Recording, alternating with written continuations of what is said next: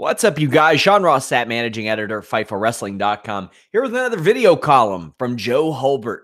This one takes a look at Seth Rollins. Check out Joe's author page by clicking his name, follow him on Twitter, leave us a thumbs up, and subscribe.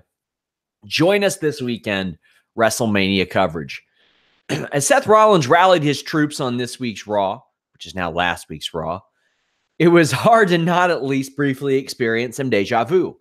Opposite a braggadocious Paul Heyman, Rollins explained that he was the man to slay the beast, finally bringing the Universal title back to Raw as a result. The whole thing felt familiar, with last year's WrestleMania headliner following a similar route. Back then, Brock Lesnar was at the seemingly inevitable end of his year-long Universal title reign. Opposite Roman Reigns, Lesnar's dominance appeared to be at close, but in the end, it would prove far from the case.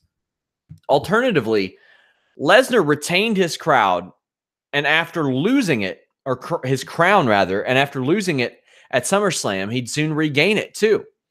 Over the last 2 years, a range of popular foes have come forward, stating their case, but more often than not, falling short regardless of fan support. However, Rollins hasn't been one of those names, last facing Brock almost 4 years ago. The WWE landscape was very different back then, and so was Rollins, standing on top of an ever-evolving main roster group.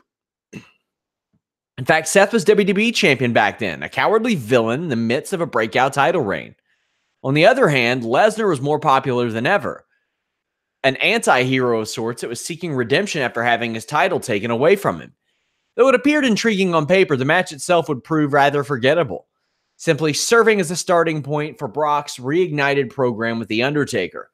Rollins' title run limped on and soon recovered before a devastating knee injury famously halted his momentum.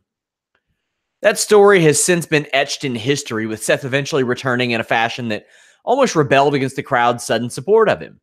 Before long, Rollins indeed adjusted, becoming a babyface at long last and completing his storied past with Triple H. While that WrestleMania direction undeniably made sense, concerns continued to surround Rollins' main event future, with a somewhat disappointing 2017 only further stunting his progression. With a reminder of his Shield history soon taking center stage, Rollins' connection with the fans began to steadily rebuild. It felt like this character had finally righted his wrongs, accepted blame for his errors, and showed a fresh development too. With that element established, Seth's main event status was once again undeniable, producing a historic gauntlet match performance and silencing any doubters along the way. While Lesnar's reign retained some of its presence on top of WWE's biggest shows, Rollins spent 2018 making his own impact with the Intercontinental title around his waist. Solidifying his spot as Raw's in-ring centerpiece, Rollins constantly delivered, and at this year's Royal Rumble, his journey finally reached the next level. Booking his ticket to WrestleMania, Rollins would now face Brock Lesnar, finally re-entering the top title scene. While this level was always Seth's obvious ambition, it seemed at times he'd likely already hit his positional peak. But over the last year, Rollins has reached a whole new stratosphere of popularity and performance. Few garner the level of respect and adoration that Seth does from fans, a man that's earned their support from a quite staggering consistency that's appeared so frequently on TV.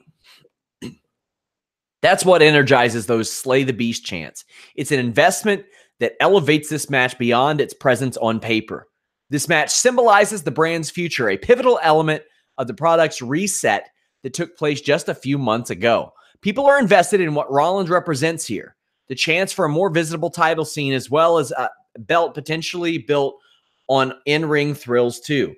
In some ways, Rollins' rise has benefited from him in that sense.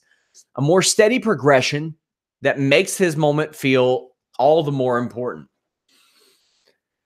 If Seth's babyface ascension had played out as smoothly as expected, this level of organic support is unlikely to have emerged. Instead, fans witnessed Rollins climb, a former champion that through in-ring effort and character development has emphatically rebuilt his WrestleMania main event qualifications. That time, somewhat out of the spotlight, proved positive, allowing Seth to remind the world of what made him can't miss in the first place. His ability to perform with a vigor and passion virtually unparalleled. In Brock Lesnar, you have an ideal antagonist for this moment. Regardless of his impressive recent performances, Brock isn't a champion that fans cheer out of respect, but instead, he's a status quo they jeer out of resentment. His absence is a constant complaint, a symbol of WWE's apparent on-screen stagnation. Rollins is the opposite, a vibrant and dynamic alternative that brings a unique energy to his every move.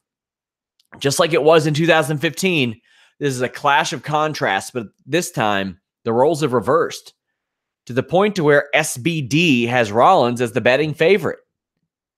At the height of his character's cowardice, Rollins was almost an afterthought opposite Lesnar, but now the same man marches into WrestleMania, the fearless conqueror that leads an army as he looks to, at long last, slay the beast. Remember, leave us a thumbs up, subscribe, and follow Joe Holbert on Twitter. And most importantly, visit FightfulWrestling.com. We're out.